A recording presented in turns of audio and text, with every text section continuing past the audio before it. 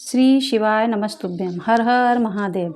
आज की कथा में बहुत ही रोचक जानकारियाँ और सोमवार के विशेष उपाय हैं, इसलिए वीडियो पूरा देखें। महाराष्ट्र के ओसा में होने वाली शिव पुराण कथा पानी के चलते ऑनलाइन सीहोर कुबेरेश्वर धाम में चल रही है और आज 2 जून तीसरे दिन की शिव महापुराण कथा पूर्ण हो चुकी है। 1 जून है आज, जिसका नाम शिवपुत्री शिव पुराण कथा है। और आज गुरु जी पंडित प्रदीप मिश्रा जी ने भगवान की परिक्रमा और तुलसी की परिक्रमा या फिर किसी वृक्ष की परिक्रमा से जुड़ी विशेष जानकारी दी है, जिसमें सभी लोग गलती करते आ रहे हैं। इसके साथ ही कल 2 जून है, बड़ा ज्येष्ठ सोमवार का दिन है। 3 उपाय कौन से इस दिन आपको करना है, वह जानकारी आपको इस वीडियो में मिलने वाली है। सभी उपाय हम आपको वीडियो में भी बताएंगे। आगे की जानकारी देते हैं। सबसे पहला उपाय विशेष मनोकामना पूर्ति उपाय, जिसे आप अपनी किसी भी प्रकार की मनोकामना पूर्ति के लिए किसी भी सोमवार में कर सकते हैं और 2 जून विशेष ज्येष्ठ सोमवार में करके आप अधिक से अधिक लाभ प्राप्त कर सकते हैं। आज गुरुजी पंडित प्रदीप मिश्रा जी ने कुल 15 उपाय, पत्र और उपयोग की जानकारियाँ दी हैं। सभी की जानकारियाँ आपको इस वीडियो के माध्यम से मिलने वाली हैं। अगर किन्हीं कारण से आपने आज की कथा नहीं सुन पाई तो पूरी कथा का रास्ता तो आपको इस छोटे से वीडियो में प्राप्त होने वाला है। रसपान आपको इस छोटे से वीडियो में प्राप्त होने वाला है। बढ़ते हैं आज की कथा की पहली विशेष जानकारी की ओर। कथा शुरू होते ही गुरु जी ने कहा, कई लोग कहते हैं कि जिंदगी एक बार मिलती है, पर शिव पुराण की कथा कहती है अगर भोलेनाथ का नाम जप करते हैं, मंत्र जाप करते हैं या फिर भक्ति में आप डूबे रहते हैं तो भोलेनाथ की कृपा जिन्हें प्राप्त होती है उन्हें जिंदगी प्रतिदिन मिलती है, केवल मृत्यु एक बार मिलती है। बढ़ते हैं आज की कथा की दूसरी विशेष जानकारी की ओर।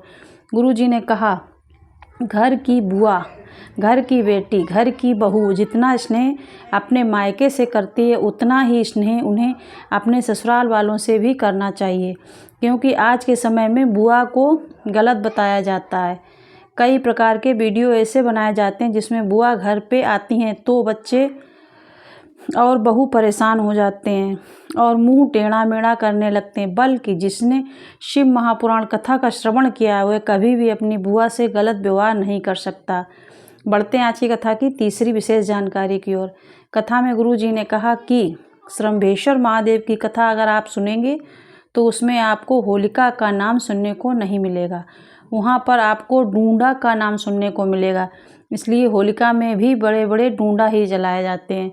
ब्रह्मा जी ने एक चादर डूंडा को दी थी, जिसमें ओढ़ने के कारण वह आगे का जो असर होता है, अग्नि का जो असर होता है वह समाप्त हो जाता है। और हिरण्याकश्यप के कहने पर वह प्रहलाद को अपनी गोदी में लेकर अग्नि में बैठ गई और उसने जब देखा कि मेरा छोटा सा भतीजा, और उसे देखकर उसके मन में करुणा का भाव उत्पन्न हुआ और उसने अपनी जो चादर थी जिससे वह अग्नि से बचती थी, वह अपनी चादर उसने प्रहलाद को उड़ा दी और खुद जल गई और प्रहलाद को बचा लिया।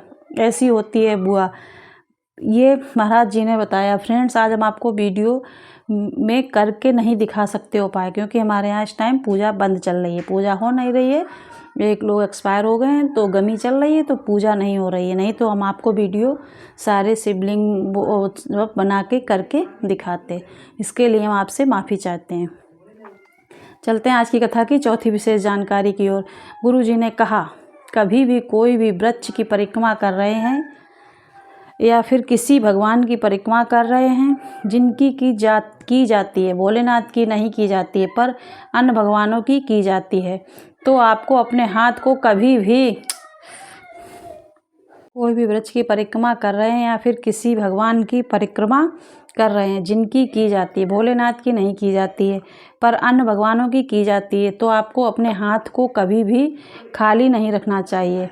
आपको अपने हाथ में जल ले सकते हैं, एक चावल का दाना ले सकते हैं, प्रसाद ले सकते हैं या फिर कोई अन्न ले सकते हैं और परिक्रमा करने के बाद भगवान को अर्पित कर सकते हैं। तुलसी जी की परिक्रमा हो, पीपल के वृक्ष की परिक्रमा हो, बट वृक्ष की परिक्रमा हो, तो ये कभी भी अपने हाथ को खाली रखकर नहीं की जाती है। अगर आपके पास कुछ भी नहीं है तो आप तुलसी या रुद्राक्ष की माला को ले लो या गोमुखी को रख लो। इस प्रकार से की गई परिक्रमा से जिस परिवार के व्यक्ति परिक्रमा करता हुआ है, परिवार के भंडार कभी भी खाली नहीं हो सकते हैं। उन्हें भगवान का विशेष आशीर्वाद प्राप्त होता है। बढ़ते हैं आज की कथा की 5वीं विशेष जानकारी की ओर। गुरुजी ने कहा, कोई भी अनुष्ठान खाली पात्र के सामने नहीं होता है। भरे हुए कलश का होना जरूरी है या फिर कलश में जल या अन्न का होना बहुत ज़रूरी है। इसके साथ ही मंत्र जपने के लिए जब आप बैठते हैं तो आपकी जो चित्तवृत्ति होती है भगवान पर अर्पित होना चाहिए, भगवान में लगी होनी चाहिए। बढ़ते हैं आज की कथा की 6वीं विशेष जानकारी की ओर। गुरुजी ने कहा, शंकर भगवान के जो सिद्ध मंदिर होते हैं उनके आसपास आपको 3 चीज़ें अवश्य देखने को मिलती हैं। कोई नदी, कोई कुआं, कोई तालाब, बावड़ी या फिर कोई सरोवर होना चाहिए या फिर शमशान नज़दीक होना चाहिए या फिर बटवृक्ष, पीपल का वृक्ष, शमी पत्र, बेर पत्र या फिर आंवले का वृक्ष। इन 5 वृक्षों में से एक वृक्ष जरूर वहाँ देखने को मिलता है। बढ़ते हैं आज की कथा की 7वीं विशेष जानकारी की ओर। आज एक बात गुरुजी ने कहा, सभी को सीख कर जाना है। अगर आप मंदिर में बैठकर पंचाक्षर मंत्र मतलब नमः शिवाय, षडाक्षर मंत्र ओम नमः शिवाय का जाप कर रहे हैं तो एक बेलपत्र को अपने हाथ में रखते हुए आपको जाप करना चाहिए। उसके बाद उस बेलपत्र को अपना भाव, जो भाव है उस भाव से भोलेनाथ को अर्पित कर देना चाहिए। बढ़ते हैं आज की कथा की 8वीं विशेष जानकारी की ओर। गुरुजी ने कहा, अपनी माला और अपनी तिजोरी का माल किसी को मत बताओ। मुख में अगर कोई मंत्र जाप कर रहे हो तो आपकी जपती हुई जिह्वा भी नहीं दिखना चाहिए, मतलब जीभ नहीं दिखनी चाहिए। आपको अपने कंठ का उपयोग करते हुए जाप करना चाहिए। बढ़ते हैं आज की कथा की 9वीं विशेष जानकारी की ओर। गुरुजी ने कहा, जब आप अपने घर से जल लेकर भोलेनाथ के मंदिर में जाते हैं तो मात्र आपके जल को देकर महादेव आपकी व्यथा को समझ जाते हैं और वे समझ जाते हैं, आपको कुछ बोलने की भी आवश्यकता नहीं होती। इसलिए आपसे कहा जाता है कि जल आपको अपने घर से लेकर भोलेनाथ के मंदिर में जाना चाहिए। बढ़ते हैं आज की कथा की 10वीं विशेष जानकारी की ओर। गुरुजी ने कहा, कभी भी फूल को भगवान को अर्पित करते समय इस बात का आपको ध्यान रखना है कि फूल को धोकर आपको भगवान को अर्पित नहीं करना चाहिए। फूल अगर आप धोकर भगवान को अर्पित करते हैं तो वह भगवान स्वीकार नहीं करते हैं। बढ़ते हैं आज की कथा की 11वीं विशेष जानकारी की ओर। गुरुजी ने कहा कि कई लोग हमसे रुद्राक्ष लेकर जाते हैं और पूछते हैं कि रुद्राक्ष लेकर जा रहे हैं गुरुजी, रुद्राक्ष को कहाँ पर पहनकर हमें नहीं जाना चाहिए।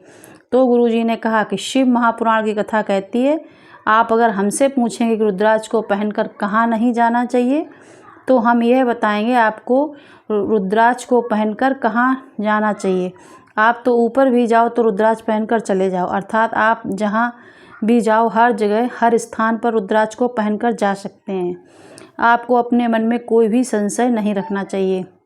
गले में अगर रुद्राक्ष रहेगा तो वह आपको गलत मार्ग में अगर आप जा रहे हैं तो वहाँ जाने से भी आपका मन परिवर्तित कर देगा और गलत मार्ग में नहीं जाने देगा। इसलिए तो रुद्राक्ष को हम धारण करते हैं। बढ़ते आज की कथा की 12वीं विशेष जानकारी की ओर। नई शिव पुराण कथा जो कि अगली है, इस शिव पुराण कथा में के बाद होगी, जो कि 8 जून से 14 जून 2025 तक चाकरवाड़ी बीड़ महाराष्ट्र में होगी। इस कथा का समय दोपहर 2 बजे से 5 बजे तक रहने वाला है। बढ़ते हैं आज कथा की 13वीं विशेष जानकारी की ओर। सोमवार के उन विशेष उपायों की जानकारी दे रहे हैं जो आप 2 जून 2025 ज्येष्ठ माह के बड़े सोमवार में आप कर सकते हैं। इनमें से कोई एक या फिर अपनी आवश्यकता के अनुसार आप तीनों उपाय भी कर सकते हैं। सोमवार का एक ऐसा नियम है जिसे गुरुजी ने प्रत्येक माह में एक बार तो करने को कहा ही है।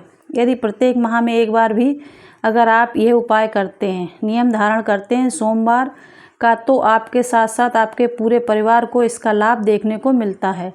परिवार के सदस्यों के अटके हुए कार्य पूर्ण होते हैं और जीवन में उन्हें उन्नति देखने को मिलती है। आपको सुबह के समय 1 लोटा जल भोलेनाथ के मंदिर में जाकर शिवलिंग पे अर्पित करना है। जिस प्रकार से अर्पित करना चाहें वैसे अर्पित कर सकते हैं। दोपहर में मतलब 12 बजे के बाद, शाम के 6 बजे से पहले मतलब दिन के समय में आपको एक चावल का दाना लेकर बेलपत्र के वृक्ष के नीचे जाना है। बेलपत्र के वृक्ष के नीचे चावल के दाने को अर्पित करके 7 परिक्रमा देना। उस बेलपत्र के वृक्ष की ओर परिक्रमा लेते समय श्री शिवाय नमस्तुभ्यम, नमः शिवाय या फिर ओम नमः शिवाय का मंत्रोच्चारण अवश्य करें।